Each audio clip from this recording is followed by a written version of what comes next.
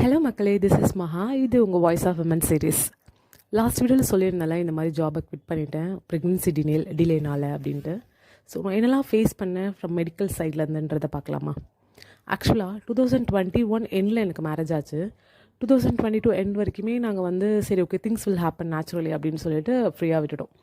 So ஆனால் நடக்கலை எதுவும். ஸோ 2022 எண்டில் வந்து நாங்கள் ஒரு ஹாஸ்பிட்டல் போயிருந்தோம். ஒரு நார்மல் செக்கப் எப்படின்னு போல் எடுப்பாங்கள்ல. ஸோ அந்த செக்கப் எடுத்து முடிச்சுட்டு ரிப்போர்ட்ஸில் என்ன சொல்லியிருந்தாங்கன்னா, எனக்கு மட்டும் யூட்ரஸில் வந்து பாலிப்ஸ் வந்து கொஞ்சம் க்ரோவாக இருக்குது, சின்னதாக தான் இருக்குது, பட் ஓகே அது வந்து டேப்லெட் போட்டால் சரியாயிடும் அப்படின்ற மாதிரி சொல்லிட்டாங்க.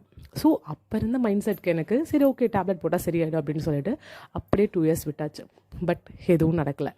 அண்ட் தென் 2024 August 1 ஒரு ஹாஸ்பிட்டல் போயிருந்தோம், வேறு ஹாஸ்பிட்டல்.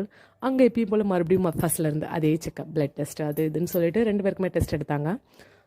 அகெயின் என்னோடய ரிப்போர்ட் பார்த்துட்டு அந்த பாலிப்ஸ் வந்து ரொம்ப பெருசாகிடுச்சு, கண்டிப்பாக இதை சர்ஜரி பண்ணி ரிமூவ் பண்ணனா ப்ரெக்னென்சி வந்து டிஃபிகல்ட்டாக இருக்கும் அப்படின்ற மாதிரி சொல்லிட்டாங்க. ஸோ அந்த டைமில் நாங்கள் என்ன பண்ணுறது, இதை கண்டிப்பாக ரிமூவ் பண்ணியே ஆகணும் அப்படின்னு சொல்லிட்டு September 3, 2024 என்னை சர்ஜரி ரூமுக்கு அனுப்புனாங்க. என்ன சர்ஜரி தெரியுமா? ஹிஸ்டோஸ்கோப்பி. ஸோ இதுக்கப்புறம் என்ன நடந்ததுன்னு நான் நெக்ஸ்ட் வீடியோவில் சொல்கிறேன். நீங்களும் இந்த மாதிரி ஃபேஸ் பண்ணிட்டீங்கன்னா மறக்காமல் கமெண்ட் பண்ணுங்கள். பாய்.